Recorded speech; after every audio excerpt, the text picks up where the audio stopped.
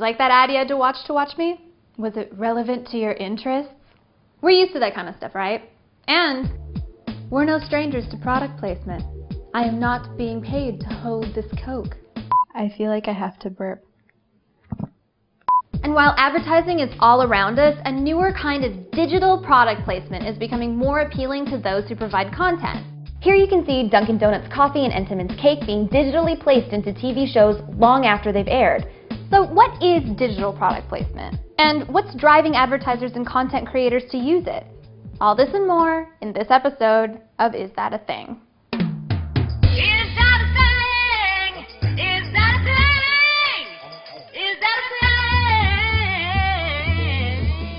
Turns out, digital product placement has been around for a while, relatively speaking.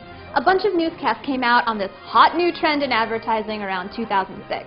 It is product placement with a twist, putting the product in after the show's been shot. But here's something that recently got the internets aflutter.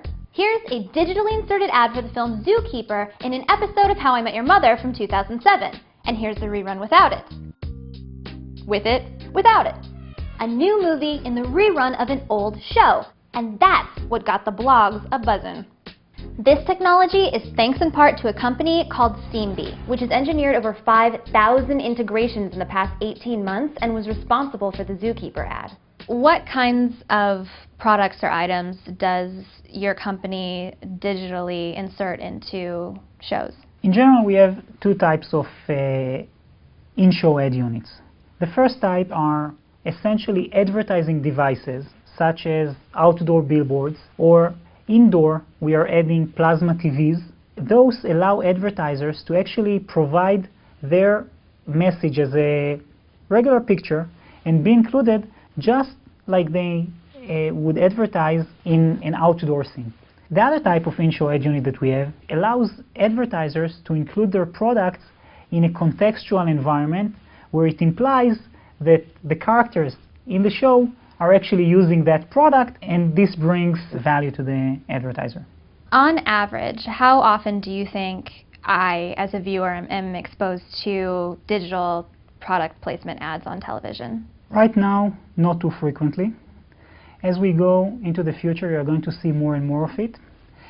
I think that you are not going to be able to notice it. The fact that it doesn't distract you and you don't know that it's there means that we are doing an okay job.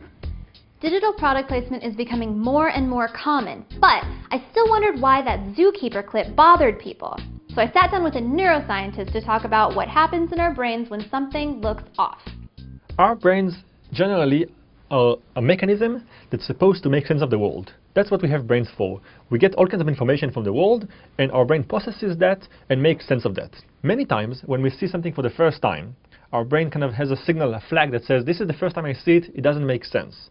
Figure it out. And then other parts of the brain try to make sense of that. They say, wait, I see a car that is too modern to appear in this picture. Or I see a man whose nose sits where the ear is. All those things first raise a flag in the brain. Doesn't make sense? Analyze it. You might not know it yourself. You might not even say, wait, this is not right, consciously. But your brain would raise a flag and would start analyzing it. That's the thing that happened in Charlie Chaplin movie. And there's a man walking in the movie in the background, and he talks on a cell phone. Now this film was made in the 1928. So clearly there were no cell phones unless someone from the future came back to the past. And somehow, although it's in the background, people really got interested in that. Turns out that there was no cell phone there. There was a man just walking and doing something like that, scratching his ear. But everyone assumed it's a cell phone. What's interesting is that it bothered people. People saw the movie, it's not the center of the attention, it's something on the background, but everyone got annoyed by the fact that someone from the future walks in a movie with a device that shouldn't be there. When you hear criticism about what it is that you do, what does that make you think? To say it in a bold way, we are not hurting the content. Everything we are doing is tasteful and is done in a quality that doesn't interfere with the content. The bigger picture is that there is a big problem in the industry. It's a problem for broadcasters and content owners to make money because people are skipping commercials. With digital product placement or in-show ad unit and this platform, we are addressing this problem and we are giving it a solution that in the long term is going to offset the reduced revenues. So, what have we learned? Digital product placement technology is becoming increasingly appealing to content providers. And until someone figures out how to make ad-free TV profitable, the only real way to get away from it is to turn the TV off.